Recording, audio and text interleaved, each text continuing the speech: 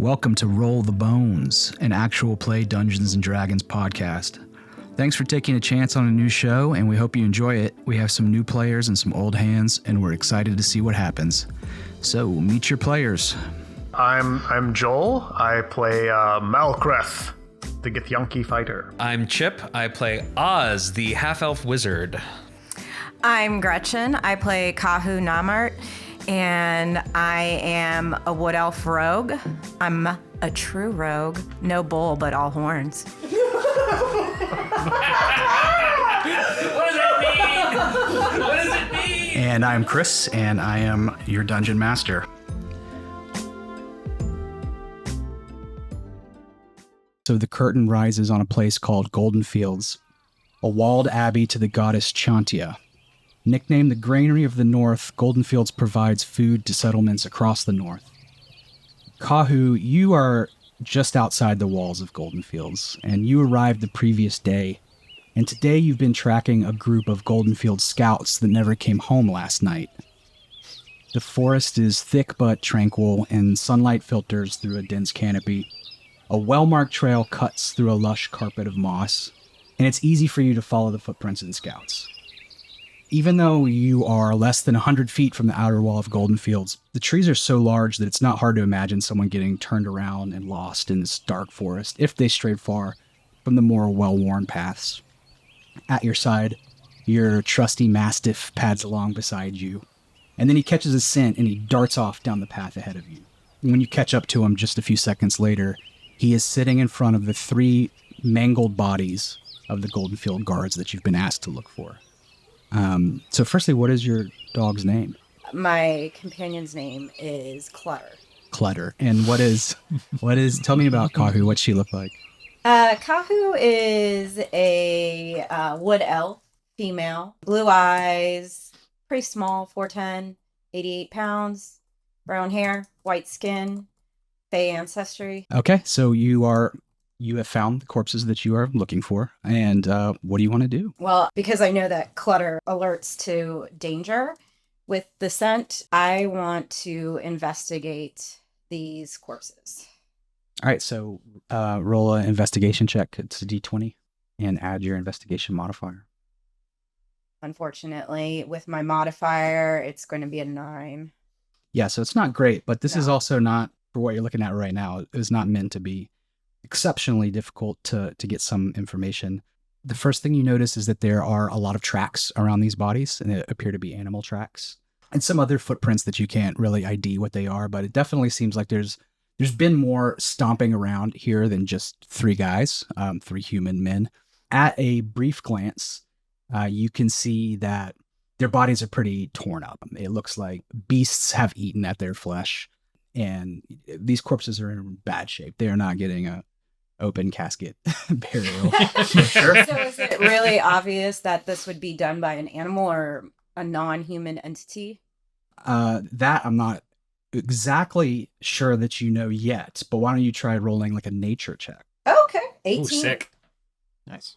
So with an 18, you know that I don't have a modifier for nature. You know that the animal tracks that are around the bodies are coyotes. And also with an 18, you know that coyotes don't kill people. They are generally carrion feeders. Interesting. Is there anything that you want to like investigate more closely, or? Yeah, I do want to investigate the actual like wounds on the bodies, because if it's not coyotes, I want to try to see if I can maybe identify like tooth marks. Sure. Let's go ahead and roll a second investigation check. We're not going to always roll 5,000 skill checks, but this is a specialized situation. So give me. So I got a 15. Hey. Total.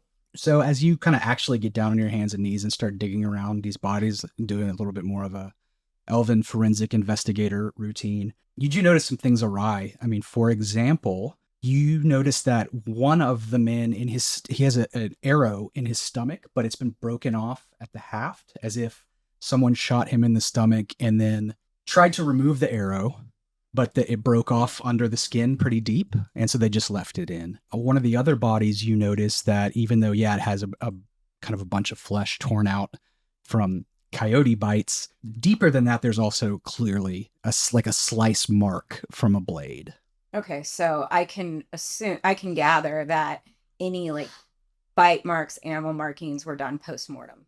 I can't tell you yes or no, but that's what I'm gonna definitely one reasonable That's interpretation. what I thinking. Cool. Anything else you want to check on them? I do want to check if they have any tools or weapons that I can take. Yeah, I mean, so they all have the same kind of standard weapons that a lot of the guards from Goldenfields have, which is short swords, kind of not impressive armor. They're less well equipped than you are. There's nothing here that you really will gain from getting back. They do have some stuff on them. There's 3 bodies. One of them is got nothing in his pockets. The other has a small bag of mixed nuts, like his snack for his patrol. And then the third one has a folded up note. I'll take the note and read it. Do I need to do an investigation check? Can you read? I can. I speak 3 languages. So the and note, I'm literate. when you pick up the note and you unfold it in front of your face, it does smell faintly like perfume. And it says, Dalif, it made my day to receive your last letter. We're glad you're settling into your post and finding your time at Goldenfields peaceful. Oh, no. I know you want adventure, but I'd rather you bored and safe than thrilled and injured, or worse. In short order, we will be reunited, and marriage will be adventure enough for both of us. Thinking of you always, Valessa. Valessa, I have bad news for you. I take the note. I'm going to hold on to it, especially... I think it might be valuable, and I want to hold on to the names. Cool. I'm going to move past them and go further. Yeah, so, I mean, if you go further, then what will happen is basically you will loop back around to the entrance. But, I mean, this was your task that you've been assigned, is to go find out what happened to these folks. Yeah. So it would make sense to go back and to the report entrance. findings. Yeah, we can definitely do that. So, well, let me tell you what you see as you pass through the gates of Goldenfields. And again, this is a walled abbey. I mean, 60-foot tall stone walls. And as you head up the trail to the main gate, the first thing you would notice is that down off of your right, down some sloping forest, is the mighty, famous Desserin River, which is very cold and deep and broad, and it's one of the great rivers of the north. And barges stocked with food float from the docks that are near the Goldenfields all the way down to the famed city of Waterdeep and past that to ocean. As soon as you pass under the 60-foot stone gate into Goldenfields itself, the big thing that you notice is a 20-foot tall statue of the goddess Chantia, depicted as a plump, smiling woman standing with her hands on her hips in a garden of golden wheat. And there's a dirt roundabout that surrounds it. And beside the statue is a little stone building with an open front, and it has a wooden sign next to it that says Earth Mother's Bounty. And this is basically a visitor center. Travelers can stop in here and buy seeds and cornucopias. Nearly all the roads inside Goldenfields are dirt, aside from that main road that you're on, which is a stone road that leads just a tiny bit ways north to a little tiny town. And most of Goldenfields is comprised of crops and orchards and the occasional livestock pen. Pretty much all the people live all in this one little town near that gate. And it's built out around the abbey itself, which is a famous church called Harvest Home Abbey. You have been provided a room at North Furrow's End, which is the name of the end on the north end of village. Did you say end or inn? End, but it is an inn. And it is on the end. Yes, it is on the north end. And you know what else? That's not my naming. That's canon. So if you have a problem with that, you can talk to Take it up with Ed Greenwood. Okay, so let us zip over to the inn, though. Let's pause what Kahu's doing. North Furrow's Inn is connected to a brewery called the Golden Gulp Brewery. And beyond, so you're laughing again, but that's official again. And beyond that are coffee fields. As you might expect, the food and drink at North Furrow's End are exceptional, right?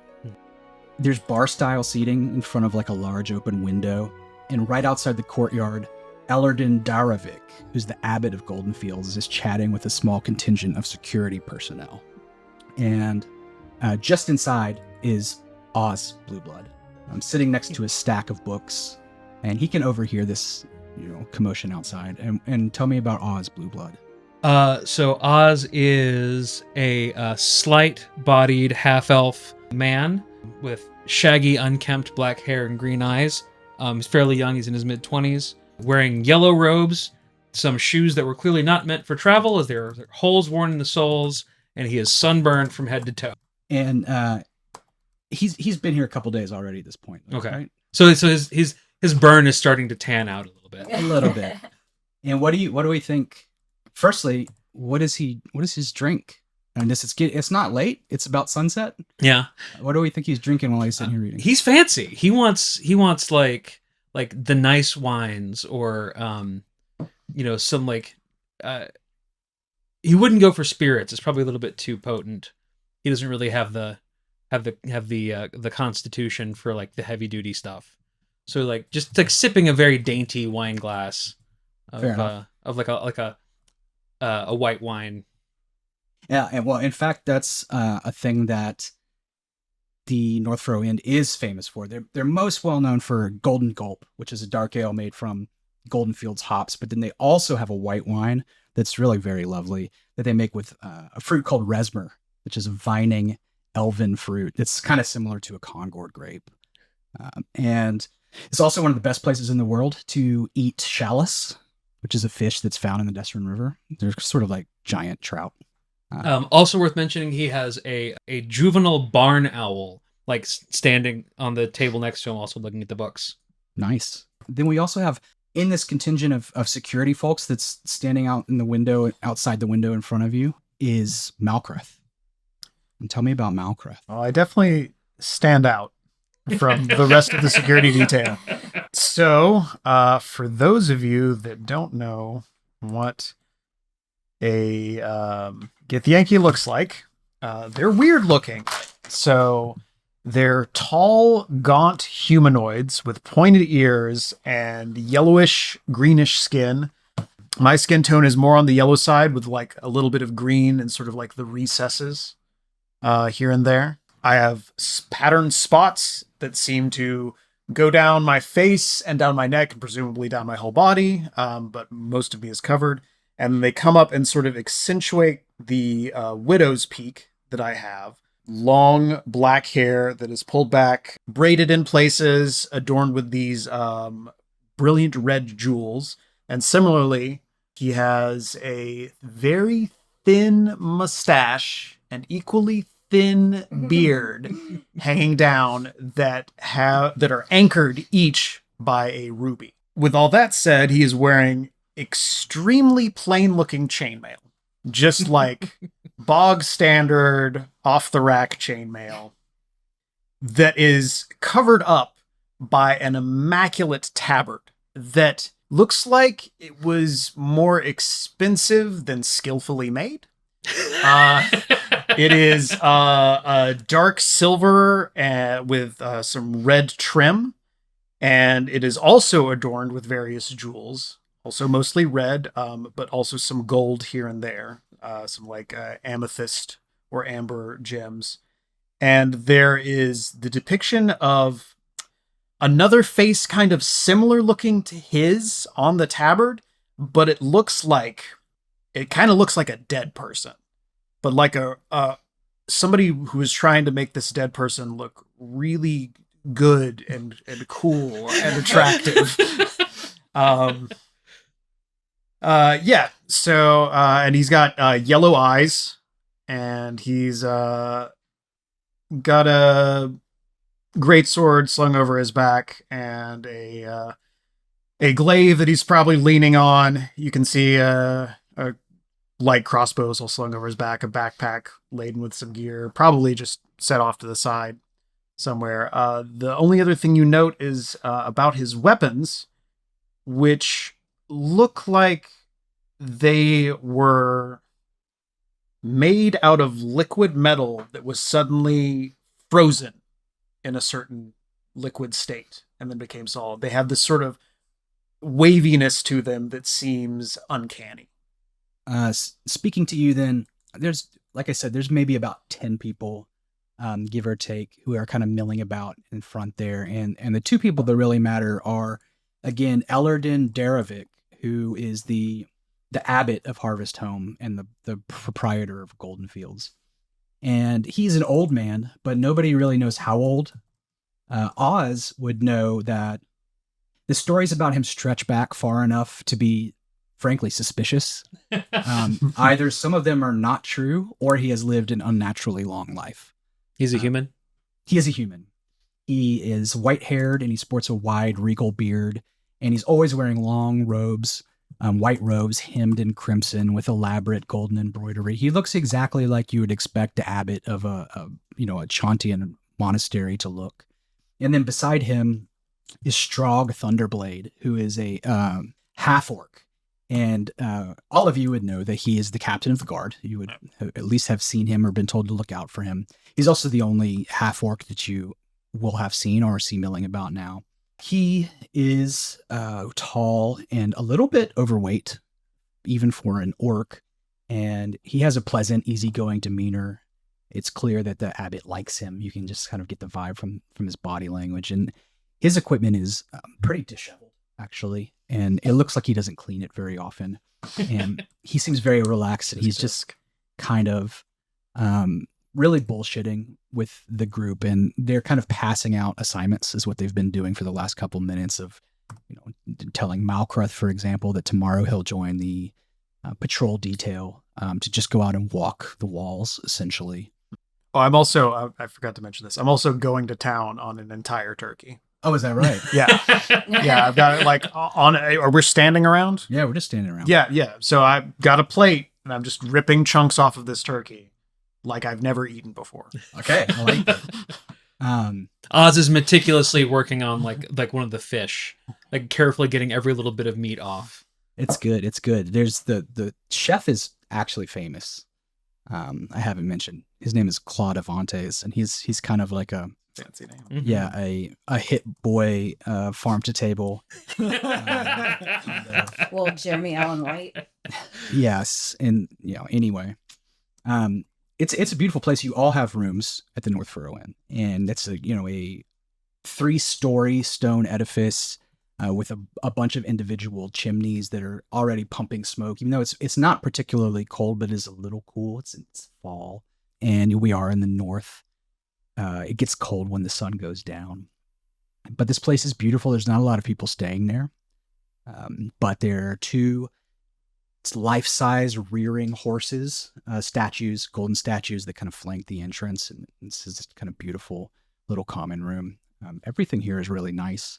So right at this time, up comes running a wood elf woman and her massive dog up the path.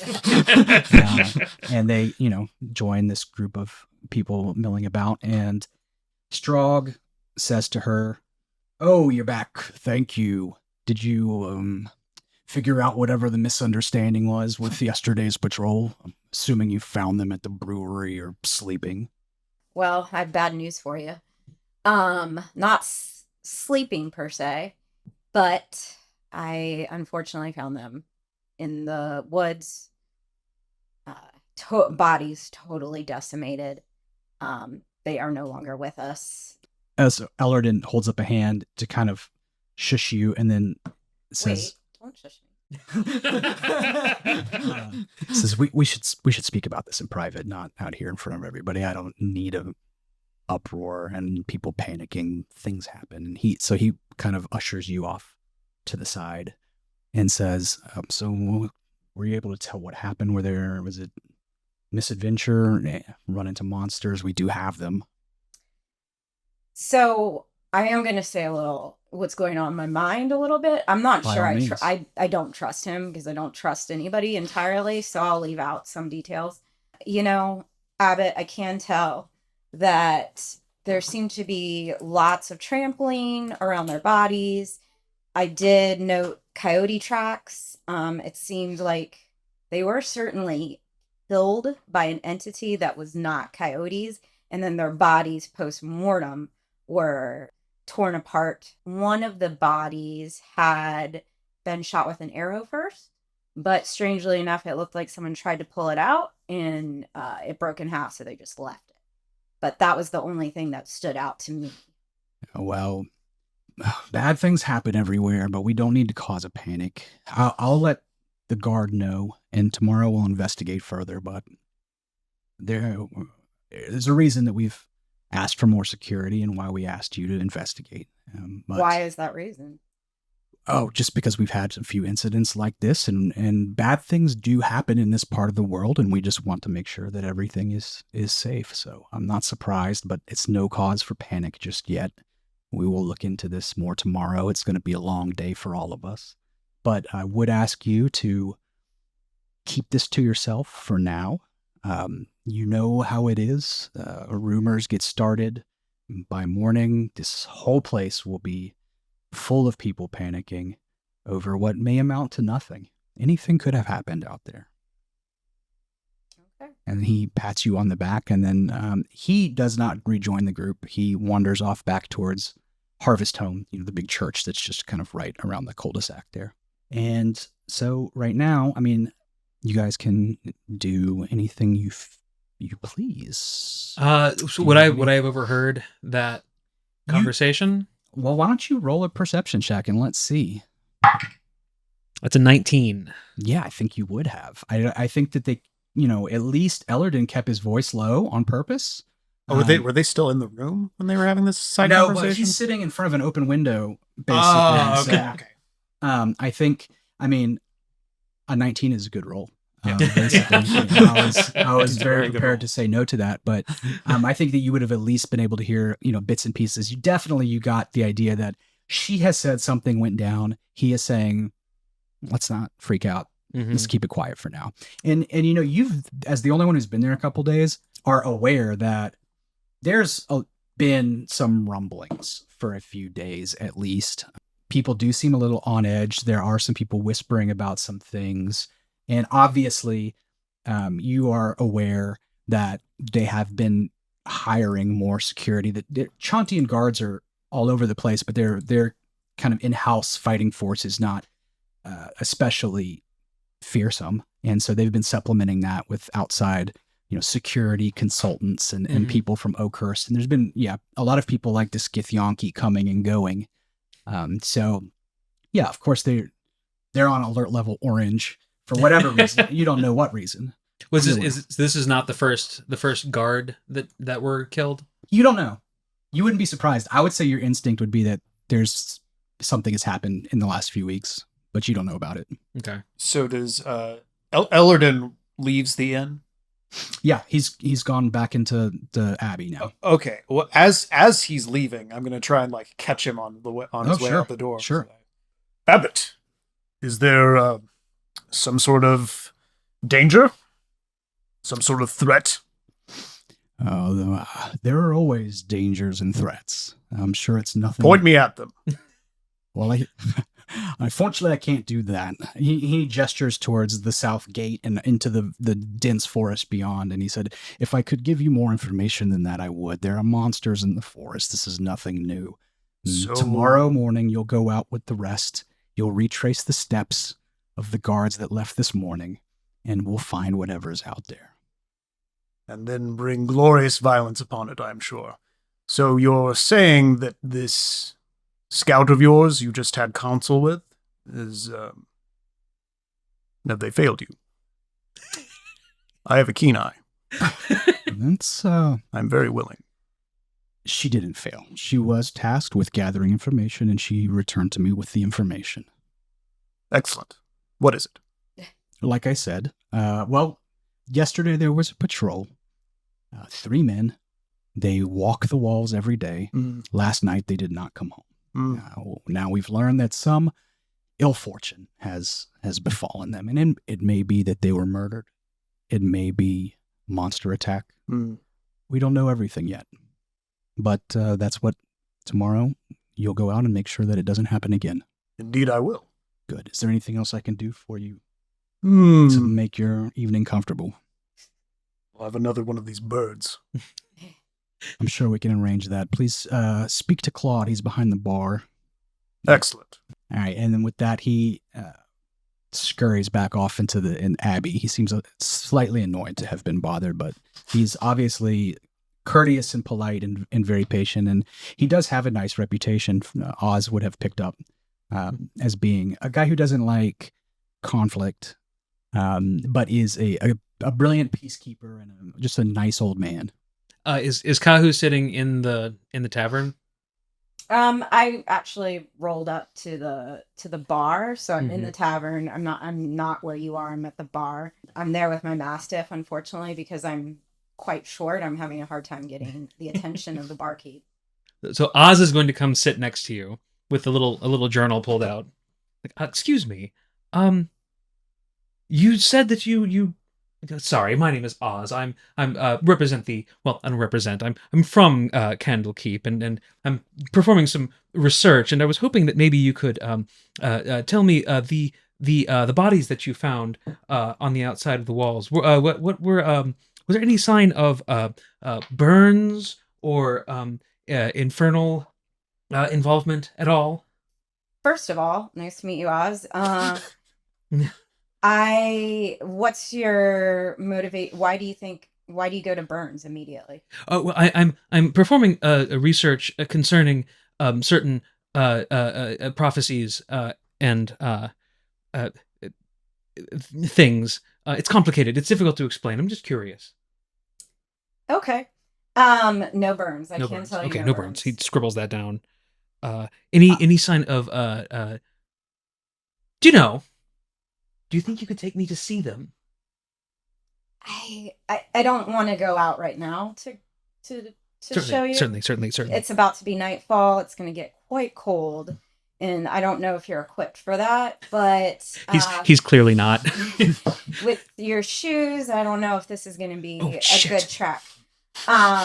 Yes, the shoes. Yeah. I must buy new shoes. However, how many days have you been here? Is Claude running the bar? 3, Okay. perhaps 4. Okay. Before I agree to anything, have you come across in your time here a woman named Valessa? Chris, have I come across a woman named Valessa here? No, that's the name of the woman who wrote the love note to the dead guy, right? Mm-hmm. No, there's no Valessa that you've heard of here. No. Though, to be honest, if she's not someone of particular note or standing, I probably wouldn't have any reason to know who she was. Okay, stop. Well, I'll tell you what, Oz. I will take you to these bodies if you keep your ears open for a woman named Valessa. Oh, certainly. I'll say this. I don't feel good about what I found. That's very interesting. Will you be needing any sort of protection? You said it was going to be dangerous out at night. Cold. Sorry, I don't mean to interrupt. Eating on a fresh turkey. Yeah, I do know. I'm almost certain that I will. Very good. Oz Bluebone, nice to meet you. Melka. Strong grip. Gods. My fucking hand. Okay. Pleasure to meet you. Are you you're an elf. You're Half elf. ah Yes. My father was a human. Mm. Yes, I know. It's I believe that I'm the product of a drunken tryst. I actually never knew my father. My mother is adventurous. So right at this moment, Chef Claude Avantes, he turns around. He's been wiping glasses. He's a slender elven man in a thin scarf, and he's dressed all in black. And he turns around and he says, "Oh, look at this. This is perfect. We have new people making new friends. What can I get everybody?" Ooh, I'll have another one of these, the glass of wine. Okay. Claude, I've been trying to get your attention for quite some I am time. so sorry. I get focused on the glass, the cleanliness, and the cooking. And Okay, sure. I'll take a shot of your strongest spirits. and you, Mr. Githyanki, well, a third turkey, perhaps. do you have any other varietals of meat? It's funny that you should ask. The because owl crawls into my robe. we do. We have beef, we have chicken, we have pork. But I have been on the lookout for exotic meats. And he looks around. He doesn't want people to hear. And you don't know why that would matter. But he says, if you can get me some more interesting ingredients, I will pay top dollar. How much are we talking? Well, it depends on the animal, doesn't it? Or the monster. Can I do a nature check to know what we could possibly hunt nearby? Sure you can. As you're doing that, I'm already looking at you. You seem well read. That's a 9. I think with a 9, you don't really have any good idea. Mm-hmm. You would know at least, like, there may be some demand for something like wild boar or bear, which certainly live in the forest, but Okay. I don't think you have a good sense of like what the most delicious monsters are. Okay. Yes. Well, I'm more familiar with wildlife in the more southern regions. This So you don't know. no, Hmm. but I do hear that people do enjoy boar. Is there boar here? I don't know. That sounds very plain. Are you looking for boar?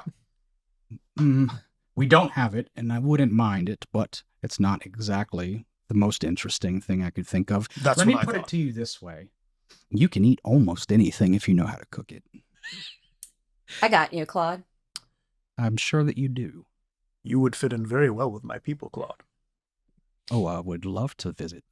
That can be arranged. Well, anyway, in the meantime, you have plainer meats. What did you decide upon? I'll have one of each. And he nods and he smacks his hands and he disappears back into the kitchen.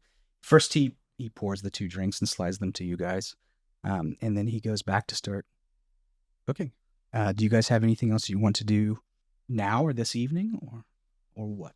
I would probably just return to the books. If anyone was curious, I got like a giant tome of dwarven it's a tome of dwarven prophecy that I'm furiously studying and scribbling notes out of. Before I carry on to anything else, as I'm munching on my bird here, Scout, what was your name? Kahu. Kahu. I'm Malketh. Nice to meet you. Yes. I feel like the abbot is keeping something from me. Why would you assume such a thing? He was very squirmy. Squirmy people are usually lying or hiding something. Do you know that? How well do you know the abbot? I met him yesterday. Has he been squirmy the whole time? I don't know him very well either, and I'm just curious. Now that you mention it, yes. Maybe he has many secrets. Well, I can tell you this. I can't put my finger on him yet. I don't get a good feeling, good vibe entirely. I feel like he's kind of has some part shadowed off and is withholding some knowledge, even from me, even though I was hired to do this task. What has he told you thus far? Would I be party to this conversation, or are you guys trying to hide it? No. We're all at the bar. Okay. No, Okay. no. Oz looks up from his book. He is a man of the highest reputation, which of course is usually suspicious. Exactly.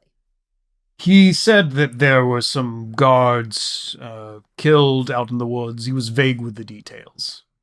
And that we were going to go investigate it tomorrow. I don't know why it has to wait. You dirt walkers are very particular with your sleep cycles. Having to be asleep when it's dark, up when it's light. I mean, he Chaining pretty your much schedules told to the sun. he pretty much told you all there is to know. 3 guards dead. You'll see for yourself tomorrow. Pretty much is an interesting turn of phrase. I want to send the owl to go and like scout, see if it can see where the bodies are. So I'm gonna send it in the direction that I think the guards were. Well, I can tell you. Okay. So you should send him from the main gate northeast out of the gate. Okay. All right. Okay. Now, Tarragon, you understand? No, don't. No. Would you let me talk, please? Would you stop being so? No, it's fine. It's fine. Would you just go look and see at the? Yes. Okay. Thank you. And he goes. All right. Do you want to have him make a Yeah. perception check? Yep. And owls get advantage on perception checks that rely on hearing or sight. Is it nighttime yet? Yeah, it is now. It's Okay. just gone down. So then it'll be black and white only because owls have dark vision 120 feet. So that is a 16. Ooh, and a 22. So Nice. 22.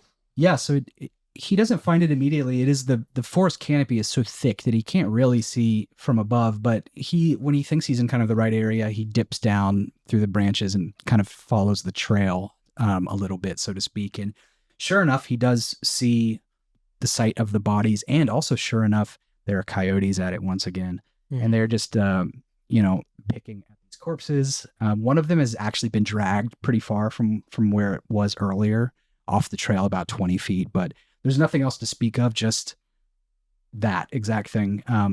Birds and mice and coyotes starting to get at these bodies. It's pretty gross. So I guess, does he fly back and... He'll report that, and I'll convey all of this. I mean, yeah, that was Yeah. exactly what I saw. Good job, Tara. Is the bird your master, or are you the bird's master? Well, Who serves whom? think of it. It's more like, think of it this way.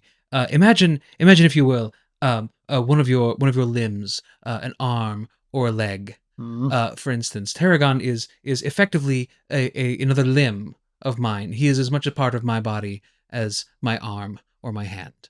Is this a half-human thing? Do you sprout birds? No, nothing so alarming. No, I'm a student of the arcane, and among the abilities bestowed upon me by my studies at the Candlekeep was the ability to summon this appendage. This appendage just happens to be a little bit of a nuisance right now. Can you summon other birds? Uh, How frequently? I cannot summon other birds currently. Merely my familiar Tarragon. But there are. I have peers who specialize in the summoning. Are they here? No. I don't care. Okay. And with that, Clutter lets out a massive release of gas, and I say, my boy here has had a long trek. It's been a long day for us. I think we're gonna head to our room. However, Oz, I would like to speak to you about what we were discussing earlier. If you wouldn't mind walking out with me for a moment. Oh, certainly. I do want to just say I want to make sure that we're out of your earshot. Okay. As you leave, it was a pleasure meeting both of you.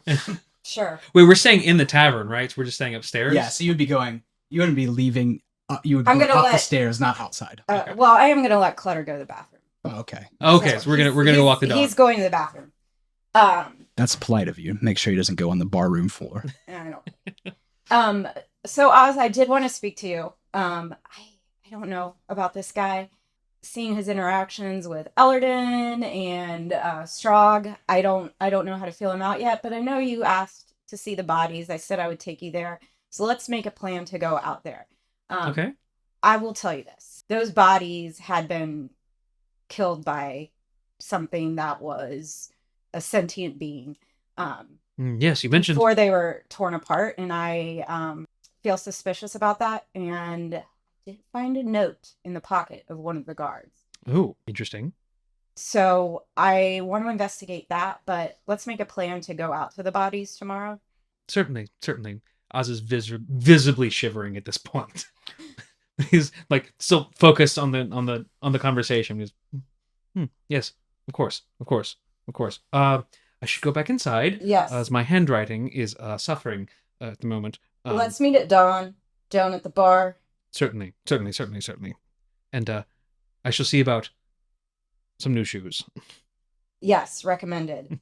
All right, and with that, I actually don't go up to my room. I just kind of lurk around the Golden Gulp. Not inside, outside, because Golden Gulp is the brewery that's behind the The tavern. tavern. Oh, I'm sorry. Well, I lurk around the tavern. I don't go directly up to my room because I want to see if I can pick up anything from the town folk, what their chatter is, because Ellerden did say, people are going to get too excited if we reveal this information to them, and I don't want them to panic, and I actually want to see, are the townspeople talking about this? Yeah, so really there aren't that many townspeople around. That's one thing that you notice is that people go to sleep super early, which does make sense since they are all farmers.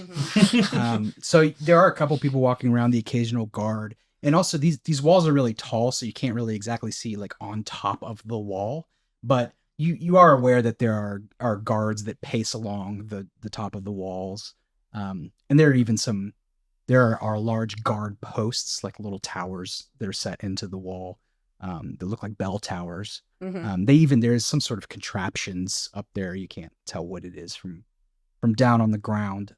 So you do see people walking around, carrying torches and things like that.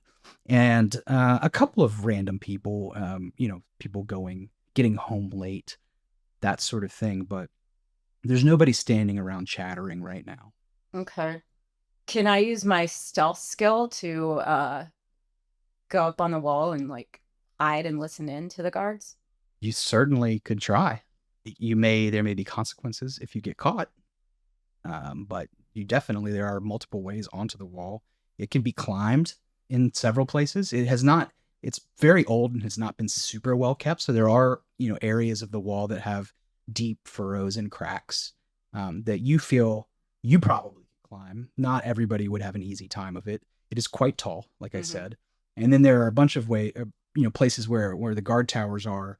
There are, spiral staircases that go up onto the wall. So it's definitely possible to try and sneak up that way too. But again, if you are caught, there probably would be some consequences. But I've been hired by these. That's true. Do you think that you've been given? I will tell you that you have not been given permission to go in those areas. You could probably talk your way out of it, but I am going to sneak up those stairs because I do want to hear their voices, and I'll just make up a lie if I get caught. Okay. So I thought the bathroom was up here. I'm not. Oh, my dog. Just a stupid girl. So yeah, give me a stealth roll. Oh no! 6. All right, so Classic I nat one. trip over my own feet. Was it actually nat one? Yeah. Okay, so yeah, you see kind of nearby. It's actually back towards the south gate is the closest place that you've noticed, like an opening that clearly has stairway going up onto the wall, and it has a heavy wooden door, and you kind of slide that door open as gingerly as you can, and it's basically as soon as you step into there, gravel pops under your feet and you stumble, and you hear a voice from further up the stairs. A guard says, "Who goes there?" Oh, I'm so sorry. I was trying to. I'm a little bit. I was overserved. I just was looking for my room. I'm so sorry. I'm clearly in the wrong spot. Your room is not anywhere close to here. Please go back to your room until morning for security reasons. I'm so sorry, sir. And I scatter off to go back to the... Because I clearly bungled this, so I go back to the inn to settle in. Okay. And what about you guys? Are you calling it a night, or are you getting into some shenanigans? I would like to... So you guys go out, you come back in, you don't come back in. And then like 10, 15-ish minutes later, you come back. Well, while you're gone, I'll come sit down. I'll ask Claude to give me a couple of beers. He does. Okay. I'll come set down my multiple plates of meat in front of you and set down one of the beers in front of you and set down one in front of myself. Oz. That's yours. Yes. Melkath. Yes. Kahu? Was that her name? Yes. Yes. What were the two of you talking about? Oh, we're going to go look at the bodies tomorrow. Great. Will you take me with you? Sir, certainly. Excellent. What does they say? Cheers. Cheers.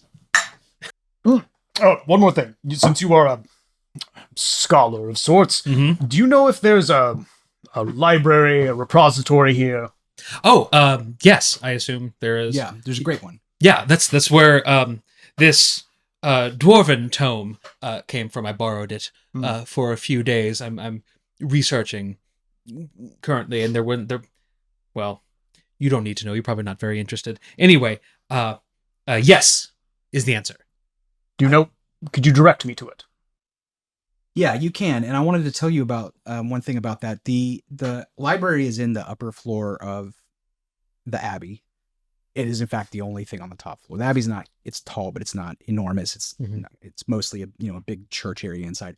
The one thing that's been a little bit frustrating to you that you thought might be the case, but you couldn't be for sure, is that a lot of the books are in druidic, which you cannot read. Right. They do have all kinds of great stuff, but there's a lot of things that you would be interested in reading that you can't. And worth noting for those at the table and or listening that don't know is that, non-druids can't learn or speak druidic. Can or cannot? Cannot. Period. In fact, the ability to speak druidic is itself like a magical boon granted by becoming a druid. So he can't learn it and go back and read, is my point. I just realized something. I don't speak Dwarven, so in addition to this giant tome of Dwarven prophecy, I have a Dwarven to Common translation dictionary, and I am not very far into this book. Like 18 inches thick. Yeah, just for context, Chris, would I have encountered a GIF in any other situation? Like, they cannot be common to run into. They're definitely not common. It is possible. I mean, it's for you to say that, if I think of any places that you might have seen a GIF, Candlekeep is fairly high on that list, I would say. It's not impossible. Or maybe, in any of the larger cities that are near Candlekeep, you might have bumped into a GIF, but this is certainly probably the most you've ever spoken to one. They do not have a reputation for being friendly and chatty. That's for damn sure. So I would be surprised if you had, a lot of experience with them. Okay. So I in my studies, and I'm still fairly young, so it's understandable that I wouldn't have very much experience of the various races of the world. But would you tell me about yourself? Well, first off, I am not of this world. Let's make that clear. Fascinating. Yes, we reside. Something out. We reside in the astral plane. Ah, yes, of course. We are born and raised here, and then after performing a rite of passage, are granted entry to the astral plane, where we will spend most of our lives. That is because you do not age on the astral plane, so we must be born and reared here. I see. Gracious. And so, are you due for your transference in the near future? Yes. Okay. Soon I will take the head of a mind flayer and present it to my beloved Queen Vlaketh, who will grant me entry into the warrior caste. Yes. And then I will work my way up the ranks and become a knight, and then I shall have her hand in marriage. Fascinating. I have heard, I have read some of your people's conflicts with the Illithid, but again, there is so much information in the world and so much I don't know yet. So thank you very much. This is very interesting. Of course. And well, if you'll excuse me, Oz, I wish to go visit that library, but we will have plenty of time to talk tomorrow. Certainly. When we go investigate the corpses. The corpses. The corpses. What time is that happening? We didn't really say. Oh. Dawn? Let's just say, by happenstance, you're walking back into this one. Kahu! Yes. What time are you leaving tomorrow? Oz. Seems trustworthy. At dawn. Meet down here in the tavern. Thank you. And I stalk off, rolling my eyes big time, muttering curse words to myself, and tell Clutter, there's a reason I only like dogs. I like her. She has a suspicious mind. Well, if you'll excuse me, do you want the rest of this ham? I'm suddenly very full. Do you know? I think I do. No, it's yours. And I take it, like, take a little, tiny little slice out of it and taste it. And then I write down some notes and then I taste it again. I'm just going to go to the Abbey and obviously get immediately turned away because they're probably asleep. Yeah. Yeah. I mean, it's gonna let you try and break in if you really wanted to. No, I'm not gonna break in. But yeah, this I'll- place, I'll- it shuts down. I'll pound on the door, and if somebody like answers sleepily, I'll. No, you pound on the door, and indeed, no one answers. Right, humans.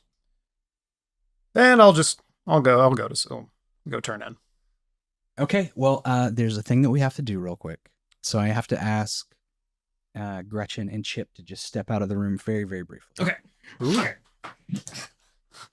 A couple hours pass. It is now late in the night, and Malkreth, you are woken from your sleep by a voice inside your head. It simply says, Wake up. You've heard this voice before, and you know that it's a sending spell. You're not startled to hear it.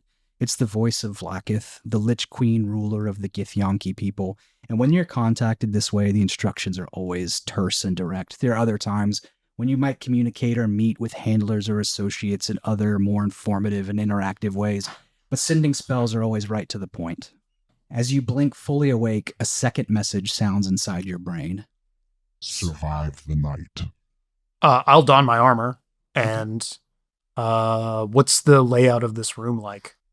This room is super small. I mean, there's a bed, there's a small writing desk. Is there a window? There is a window. In fact, every one of these rooms has like beautiful views of the surrounding garden. So yeah, you have a window. You're on the second floor of 3. Okay.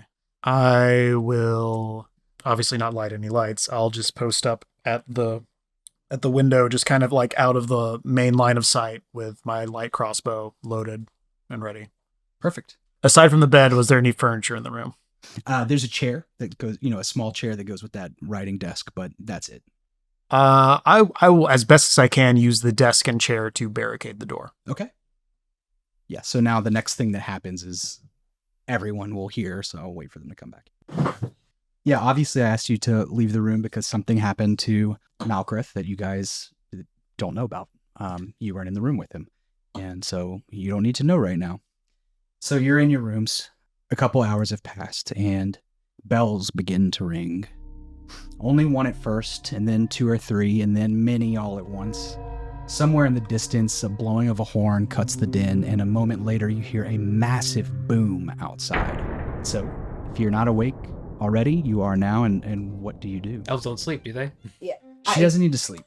Yeah, They so you meditate. could just be chilling. Yeah, around. I was up already, and I grab Clutter and run down the stairs. Okay, so you run downstairs. How Yep. about Oz? Up. Oz runs out. Up and out, grabbing like a little small travel notebook with like the flip kinds, like the cops use. And you're still doing what you're doing, Malkreth, Mhm. is that right? Okay. So you pour out, along with a couple of other inn-goers, out into that little courtyard in front of the North Furrow's End.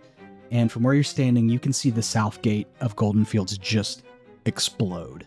And it sends boulder-sized chunks of stone flying. In fact, Oz, one flies just past you on the right, and it rolls into the grain field that's off to the side and mows down a big swath of wheat as it goes. And dark shapes, you can't tell what they are yet, but they begin to pour through the gate. You can hear the clanking of armor, and already you can hear human screams from the direction of the South Gate guardhouse and watchtower. The security forces of Goldenfields only take a few moments to be aroused and start running, but though most of them were already asleep, and it's hard to say they're exactly battle ready, nonetheless, most of them immediately charge into the fray, clashing with the oncoming horde at the gate, though it does not take a veteran soldier to see that they are grossly outnumbered. As you all know at this point, this is not, a high-level fighting force. Off in the distance to the north, you hear another explosion at the north gate, which is miles away from you, and that boom echoes across the grain fields. From this distance, you can't see what's happening that direction, but you can see the telltale orange glow of flames on the horizon in the mist and smoke. You find yourselves amidst an ambush in which you appear to be wildly outmatched by a more well-prepared foe. So now is a good time to think about your objectives and take stock of your options. I cast Mage Armor. Clump, clump, clump. You go ahead and prep up.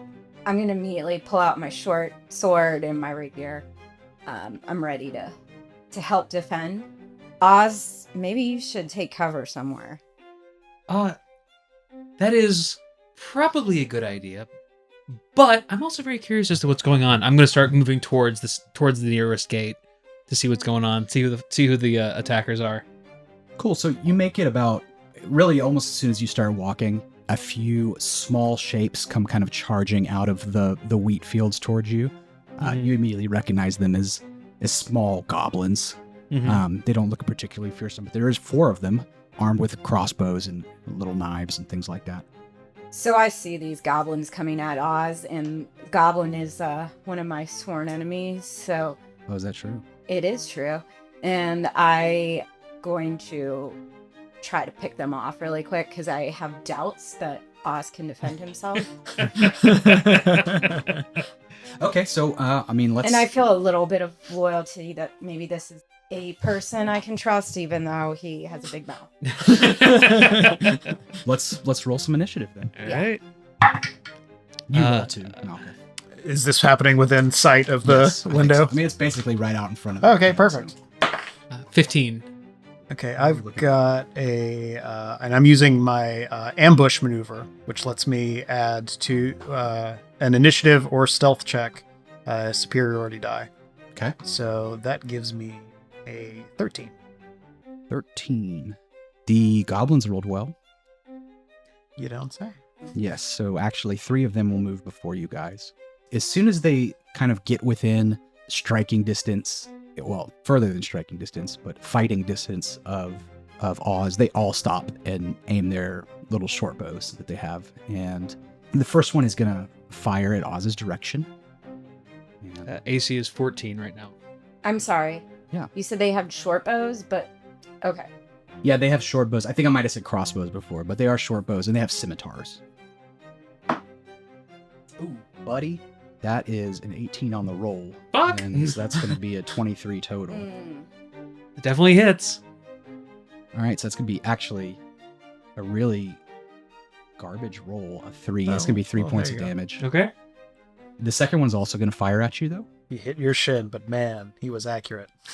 How about 14? My AC is 14. Okay, if it meets, it beats, right? Yep. So that one's going to be 3 points of damage. No, I'm sorry, 5. I have begun to doubt my decisions. The second one fires at Kahu. All right. What's your AC? 13. Yeah, it rolls a 17. You get 7 points of damage. Oof. Ooh, boy, guys. It is Oz's turn. 3 goblins. What do? I cast Witch Bolt at 2nd level. Tell me about Witch Bolt. So it is an attack roll. It's gonna be. I'm gonna fucking use that 14 I already rolled earlier. Oz has like his pulls his spell book out and flips to a page and then pulls some of the words down into his fingers and they start to crackle with arcane electrical energy. And as he does, his eyes start to glow like a white as he's seen this exact moment occur already in his premonitions.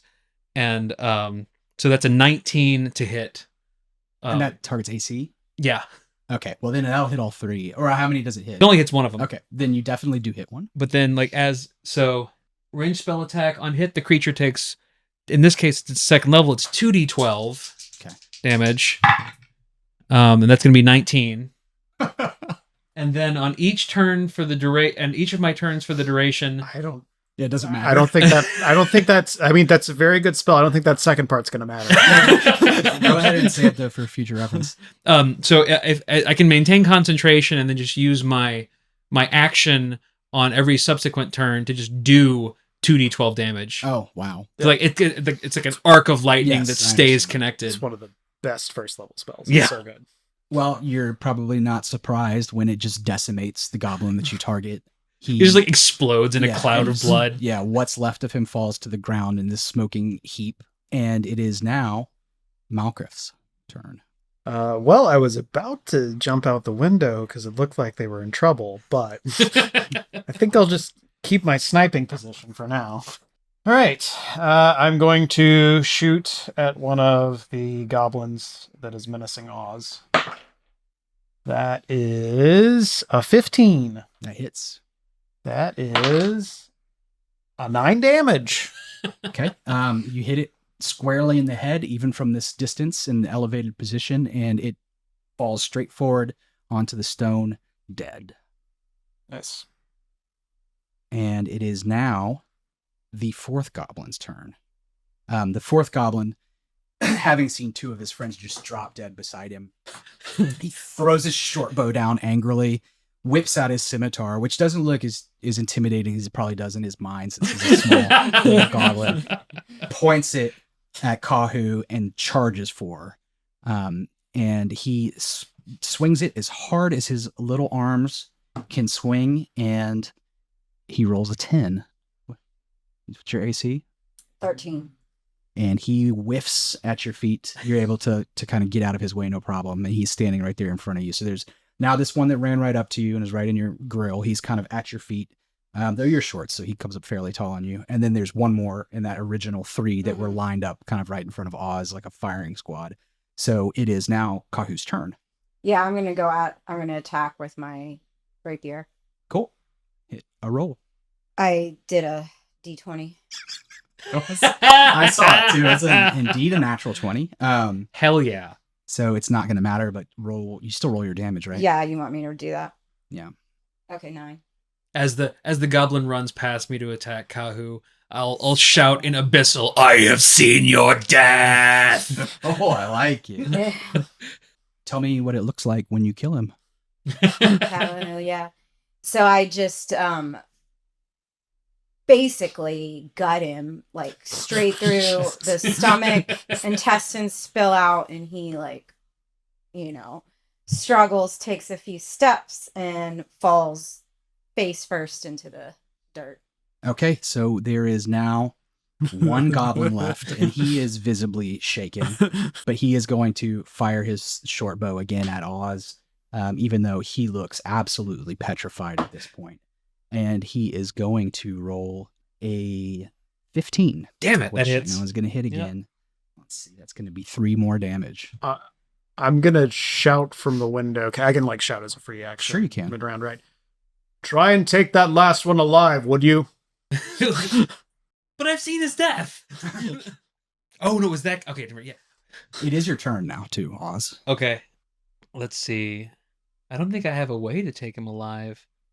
Okay, well, I'll firebolt him. So... That's a 19. That'll hit. This is my D10. D10. Yep. So that is 5 points of damage. Okay. Okay, so he actually survives. Tell me, what does the firebolt look like? I just kind of fine. And I just flick my finger and a little bolt of fire flies out and smacks him in the forehead. Sets his hair on fire a little bit. Yeah, so he doesn't, take some serious damage, and he looks pretty bad, but he is still managing to stand, and it is now Malkruth's turn. About how far are they from me? How far out from the building are they? I would say 30 feet. Okay.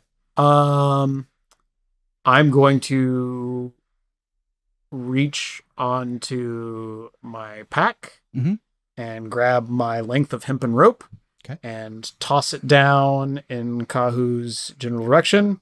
Kahu, here. I'll be down in a moment. I grab it Okay. and start tying this little... And I'll spend the rest of my turn moving downstairs. Yeah.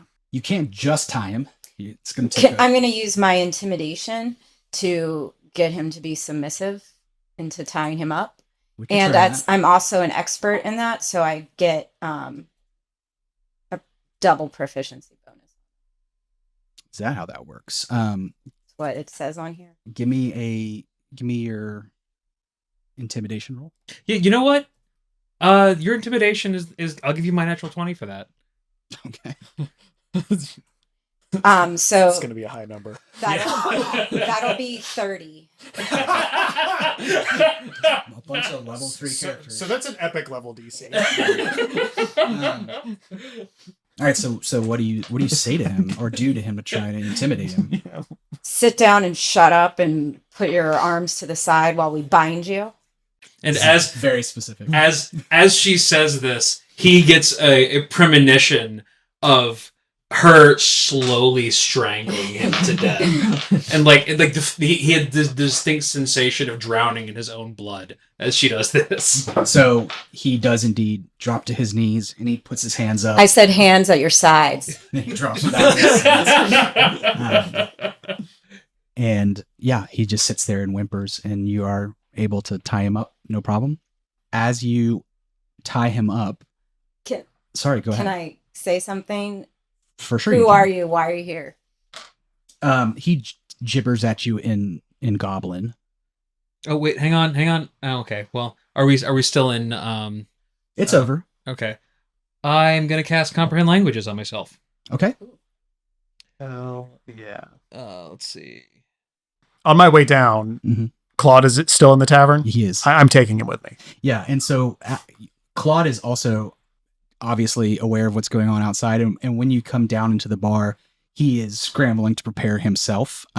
He has 2 really large chef's knives, and he has them, kind of holstered on his hips, and he's like ready to go. So when you wave at him to come with you, it's no problem. He's running right out with you. Okay, I'll cock my head at him a little bit, and then just say, Claude, come on, it's not safe here. So he follows you out. I will say now this has only been, 12 seconds, but it is a little bit more apparent what's happening. In addition to goblins, most of the monsters that have been coming in, you can tell from here, are orcs. It seems like a pretty large fighting force, and it's not all orcs, but you do hear a lot of orcish shouts, whether you can understand them or not, and what looks like small numbers of goblins kind of moving in and out of the fray, and mostly running through the wheat where you can't really see them. Out of the darkness, Ellerden Darovic, the monastery's abbot, stumbles towards you, and there's blood on his face and on his arms, but you can't tell if it's his or somebody else's. He kind of grabs Oz, and he says, "Find the almanac in the abbey basement." And then he says, "And get the people to safety." And then he runs right past you and keeps going back towards the south gate again. Do I know what he's talking about? The almanac? Yeah, you have heard of something called the Druid's Almanac. It probably, all of you have heard it in passing, but Oz would be the only person who probably was curious about it, actually. But there's supposedly some kind of artifact that the Druids of Goldenfields are in possession of called the Druid's Almanac, that allows some form of foresight, limited clairvoyance. They apparently use it. It's one of the reasons that their crops do so well, is that they have a certain level of foreknowledge of weather patterns. Not really much more is known about it other than that. But it is something that, has appeared over the last several decades. Okay, well. So I'll grab my shoulder, like, I'll go find it. Okay. And also, so now you do speak Goblin, or can comprehend Goblin. Yeah, can't speak it, but can comprehend it. And Orc and everything else. Oh, right on. I'm going to toss this goblin over my shoulder. Good job. Abbey, then. That's Yes. good. I was going to suggest that as one of the places we go to. I was worried we wouldn't have access, but it sounds like we will. That's a good defensible position. We need to survive. I don't think much of this town will. Certainly. I'm out heading that way already. I'll go with you. Okay. So you are heading that way. It's obviously it's almost next door to the inn, so it's not very far. Oh, how convenient. Are we able to take a short rest before we do this? If you try and take a short rest, I'm going to hasten you out of that short rest. Okay. Yeah, and I mean the battle is Can we take a nap before this battle, please?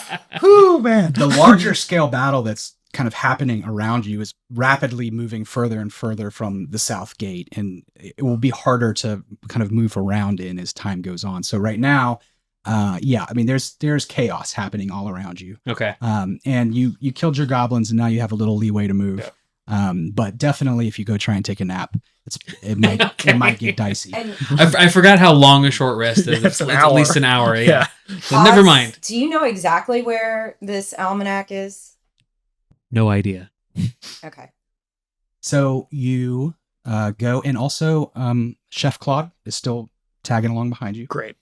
And you start running for the Abbey. When you get there, the doors are thrown open, and you can see. I mean, there's a little bit of light inside. There's candlelight. There's braziers in there that run all night. But there's not anything else you can see. But you do hear some sort of commotion going on. Do we all have dark vision? I certainly do. She I do. does. We all do. Yes, Yeah. you all do. So Uh, perfect. I want to roll for investigation so I can figure out where this almanac is because I feel like it's best if we get to it, find it. Well, I don't know if your investigation roll is gonna. I mean, it's not like you do the roll and then you know the thing. Like, Mm. you would have to have a means that we I can guess. say that you investigated. Well, So if you had investigated it yesterday, We do know it's in the basement, right? yeah, Yeah. you do know it's in the basement. So we just have to. or at least you've been told it's in the basement. So we go to the basement. He could have lied. Okay. Well, Wow. you don't Yeah. just go to the basement. Okay. Hang on. Okay. I'll tell you that right now. So I mean, you're outside the door. That's all I'm telling you right now. If you want to go We're- in, if you want to peek we're- in, you can. We're going in the door. I'm making sure everybody's going in the door, and then I'm closing the door behind us. And I assume there's some sort of barring mechanism that I can put in front Yeah, of it. well, there is. But before you're able to do the barring, I do want to tell you that when you step in, so the Abbey is, if you were kind of looking at it from above, I mean, 90% of that ground floor is taken up by the kind of the main churchy area, like big rows of pews, right? And the easiest things to bar the door with would be a pew, or maybe a large light stand. Okay. That uses these big lamps that are on kind of either side of the door. So there's rows and rows of pews, and at the front of the room, there's this raised area that has a big bronze bell, and that's actually, you've seen this before probably if you've ever been in a Chantian temple, a bell that they ring that signals the beginning of morning prayers, and people wake up and they come in and they do that. So you can see already that there's kind of two doors back behind the bells, one on the left-hand wall and one on the right. Those are the only exits that are obvious. And in the middle of the room, you see what appears to be a giant wolf spider. Huh. Huh. And it's just kind of crawling over the pews, like making its way towards that bronze bell.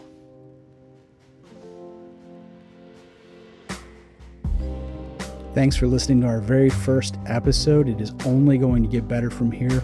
I hope you roll right on to the next one. If you're enjoying the podcast so far, please consider subscribing, rating, reviewing. All that stuff really will help us get off the ground. You can reach us at hello@rollthebonespodcast.com.